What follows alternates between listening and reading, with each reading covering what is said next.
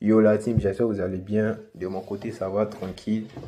Du coup, aujourd'hui, on se retrouve pour une nouvelle vidéo. Voilà. Mais juste avant de commencer la vidéo, je voudrais que vous me souteniez en likant la vidéo, en vous abonnant et en partageant la vidéo à ceux qui en ont besoin. Voilà. Ça fait plaisir et ça donne la force pour créer plus de contenu, plus de vidéos à l'avenir. Du coup, aujourd'hui, on se retrouve pour une nouvelle vidéo.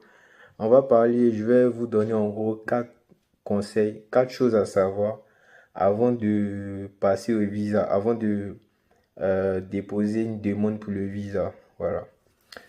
Du coup, si tout est bon, bah, on rentre dans le vif du sujet.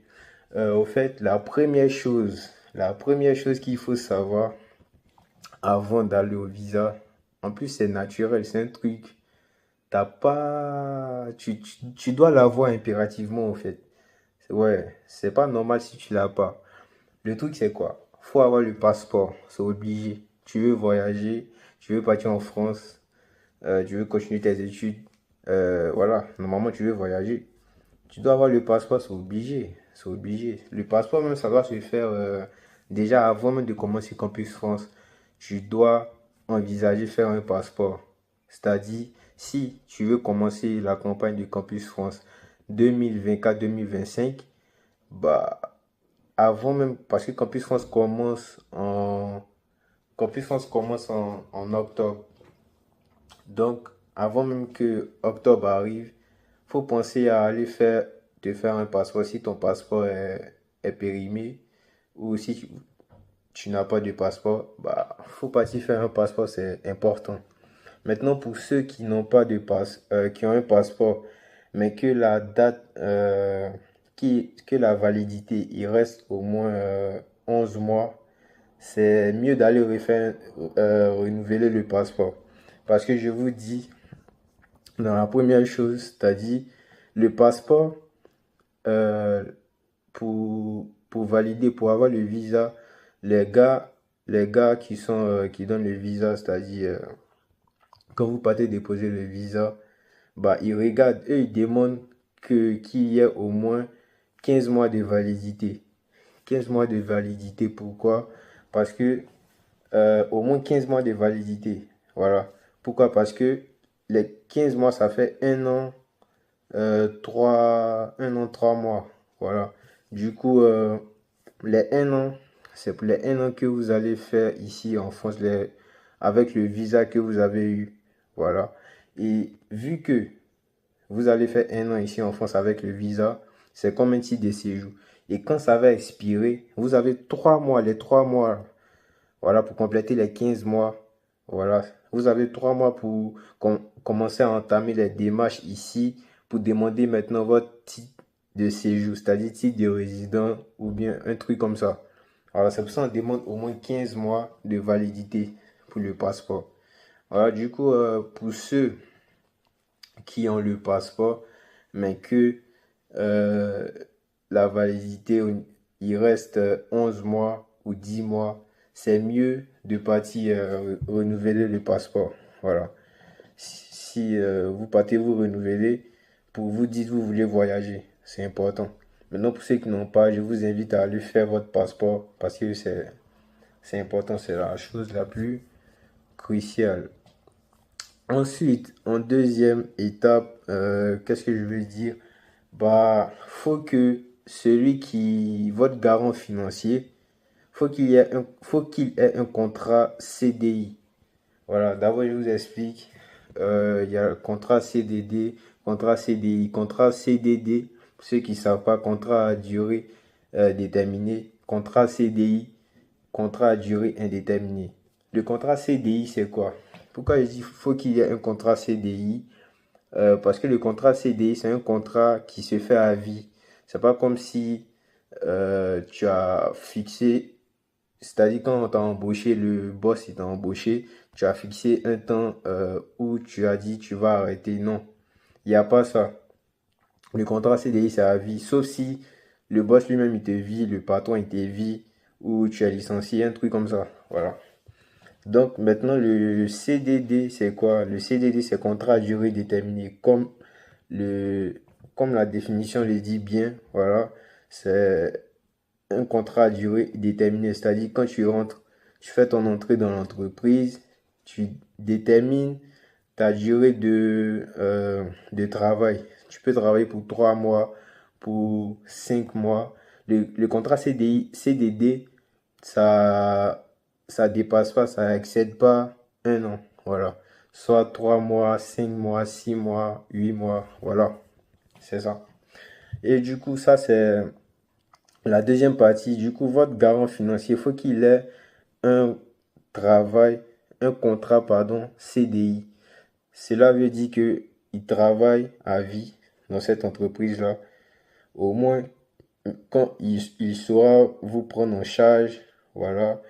Et même quand vous allez venir ici en France, il travaille toujours pour pouvoir vous prendre en charge.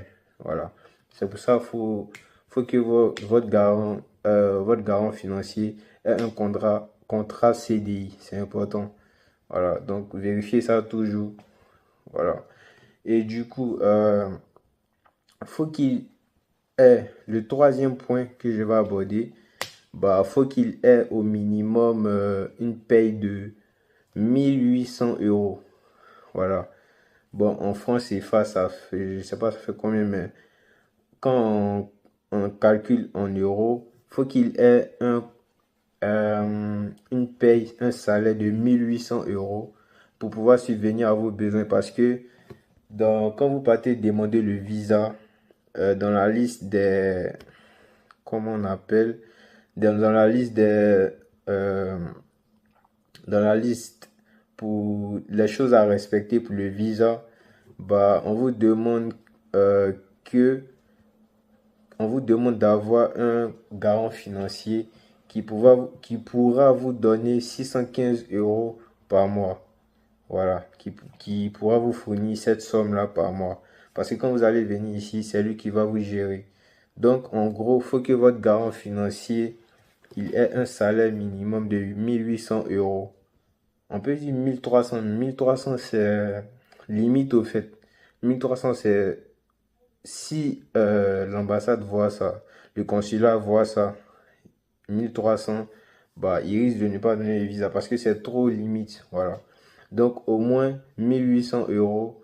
Voilà. Même si vous pouvez prendre deux garants financiers, ça se fait. Voilà. S'il y a deux personnes qui se portent garant pour vous au niveau des finances, ça se fait. L'un donne 300 euros, l'autre donne 315 euros, ça fait 615 euros. Voilà. Donc, c'est un peu ça. Du coup, le troisième point, faut que votre garant, que ce soit deux ou trois, ou en tout cas, faut que ils assurent les 615 euros par mois. Bien sûr, moi, je suis ici, on ne me donne pas 615 euros par mois. Au fait, ça, c'est au niveau administratif. Voilà, vous voyez, au niveau administratif, ils vont vous demander ça. Mais une fois que vous arrivez ici, bah, c'est sûr que vous n'allez plus respecter ça au fait. C'est sûr qu'on va plus trop vous envoyer 615 euros par mois. Peut-être par mois, on va vous envoyer 400, 500. Juste, il doit prouver qu'il peut vous envoyer pour pouvoir avoir votre visa. Une fois que ça c'est fait, bah, il n'y a plus de problème. Quand vous avez votre visa, vous venez, même si on vous envoie 18 euros, 200 euros par mois, ça ne regarde que vous, au fait. Voilà. Du coup, c'est ça. Le troisième point, faut que le garant financier vous assure 615 euros, vous fournit, pardon, 615 euros par mois. C'est ça. Et il y a d'autres.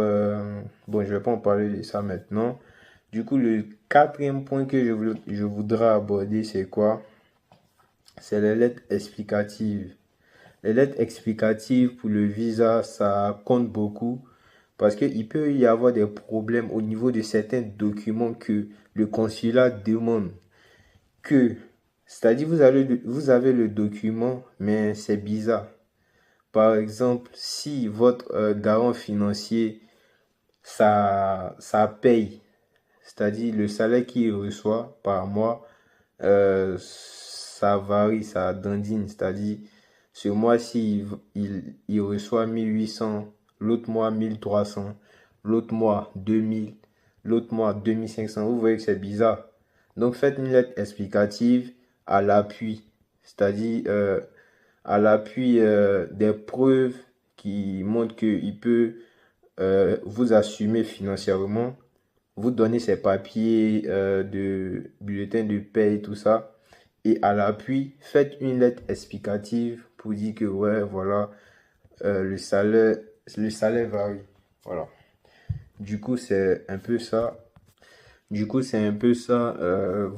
faites des lettres explicatives. N'hésitez pas à faire des lettres explicatives. C'est vraiment important.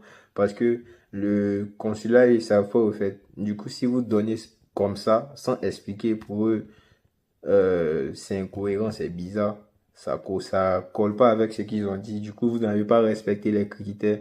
Du coup, on vous refuse le visa. Donc, n'hésitez pas à faire des lettres explicatives pour expliquer les choses bizarres. Par exemple, il y a la liste des documents à fournir. Si dans un document, il y a, euh, il y a quelque chose qui est bizarre, je sais pas, je prends un autre exemple. Au niveau du garant, si votre garant financier, c'est quelqu'un qui est en France et qui a un papier, c'est-à-dire quelqu'un qui était au bled avant, c'est-à-dire dans son pays d'origine avant, il est venu en France avant vous, il a eu son papier, son titre de séjour, et du coup, quand vous devez venir, il s'est porté garant pour vous héberger, tout ça, voilà. Mais ses papiers, son titre de séjour, va expirer bientôt. Du coup, vous pouvez expliquer ça. Si ça doit expirer bientôt, quand ils vont, parce que au niveau du visa, ils vont demander le papier de celui qui vous héberge. Du coup, quand vous allez donner ces papiers, expliquez que ces papiers s'expirent bientôt. Comme ça, ils vont comprendre. Au fait, c'est le but de la lettre explicative. C'est d'expliquer les choses incohérentes, au fait. Les choses c'est-à-dire, les choses, vous avez le papier, mais c'est un peu bizarre. Donc, vous faites une lettre explicative pour ajouter, voilà, en plus du papier. Comme ça, ils vont comprendre. Parce que eux, ils peuvent pas deviner, voilà. Ils peuvent pas deviner pourquoi c'est incohérent. Voilà. Donc, les gars, c'était le but de cette vidéo aujourd'hui. J'espère que cette vidéo vous a aidé. Si vous avez aimé la vidéo, n'hésitez pas à liker, à partager la vidéo. Et si vous avez des questions, lâchez-les en commentaire, je vais répondre. Voilà. Et on se retrouve dans une prochaine vidéo. Ciao.